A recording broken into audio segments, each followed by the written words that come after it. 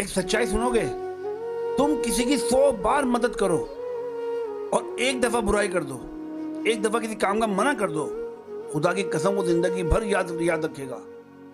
लेकिन अल्लाह का निजाम कैसा है? तुम 100 गुनाह कर दो और एक अच्छा काम कर दो, खुदा की कसम अल्लाह वो 100 काम तुम्हारे 100 गुनाह भूल जाएगा, वो एक काम तुम्हारा याद रखेगा और उसी पे ही तुम्हें नवाज देगा।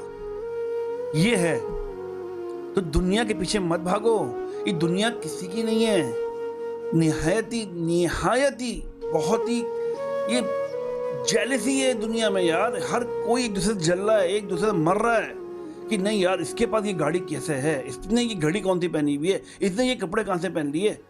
यार आपके अपने लोग जो आपके साथ रहते हैं वो तक आपसे हसद करते हैं।